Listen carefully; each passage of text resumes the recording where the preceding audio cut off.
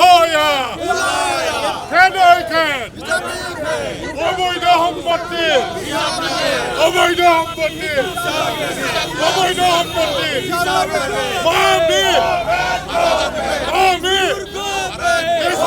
মই আজি সুদীৰ্ঘ মোৰ ৰাজনীতিৰ জীৱনত অসমৰ সংবাদ জগতলৈ থকা মোৰ যিটো সন্মান তাত অকণো কমা নাই আৰু কোনো সংবাদ গোষ্ঠীয়ে ক'ব নোৱাৰিব যে সাংবাদিকক টাৰ্গেট কৰি কেতিয়াবা মই কিবা কথা কৈছোঁ। কালি মই যিটো পোষ্ট দিছোঁ এই পোষ্টটো আপোনালোকে মই এটা বল এটা কোৰ্টত এৰি দিছোঁ নিজৰ গালে টানি নল'ব।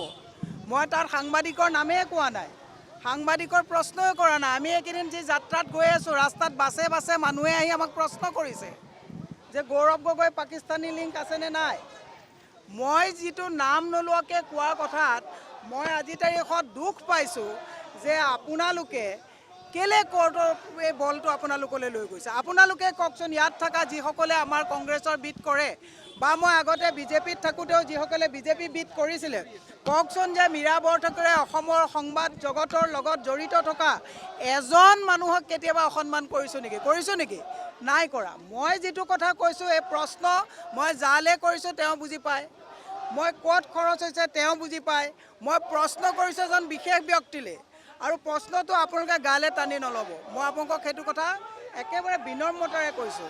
ভাৰতবৰ্ষৰ ভিতৰত অসমৰ সংবাদ জগতৰ এতিয়াও অধিকাংশ সাংবাদিকে নিষ্ঠা, সততা আৰু নিৰপেক্ষতাৰে কম পইচা পায়ো তেওঁলোকৰ বেতন কম হোৱাৰ পিছতো কিন্তু কম্প্ৰমাইজ নকৰা সাংবাদিকক সদায় আমি প্ৰশ্নবিলাকত দি থাকোঁ। গতিকে আপোনালোকে এইটো বস্তু পবিত্ৰ মাৰ্ঘেৰিটাৰ কথা মতে আপোনালোকে এই কথাটো নিজৰ গালে লৈ নিজক অসন্মানী নকৰিব।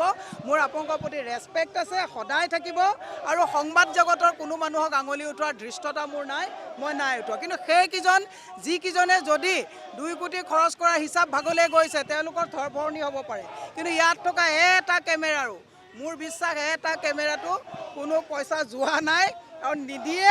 মুখ্যমন্ত্ৰীয়ে ভালকৈ বুজি পায়। যাৰ যাৰ তাত পেকেট গৈছে তেওঁলোকৰ কথা মই নকওঁ।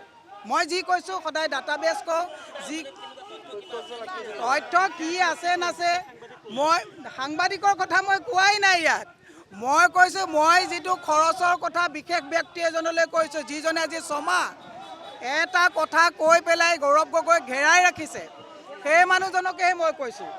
মই আপোনালোকক কোৱা নাই। মই আপোনালোকক উইথ ডিউ ৰেচপেক্ট আকৌ কৈছোঁ, এই কথাটো আপোনালোকলৈ টানি আনি যে গোসাঁই ঘৰত কোন মই কল খোৱা নাই এই কামটো নকৰিব। কাৰণ মই আপোনালোকক কেতিয়াও কোৱা নাই। ভৱিষ্যতলৈ অসমৰ সাংবাদিক গোষ্ঠীৰ লোকক আছে, 2-1 সাংবাদিকটো আছে আপোনালোকে ভালকৈ জানে, যিকেইজনে এতিয়া বৰ্তমান বিজেপিৰ একেবাৰে মুখপাত্ৰ হিচাপে কাম কৰে। সেইবিলাক আপোনালোক হয় নেকি? ডেফিনেটলি নহয়।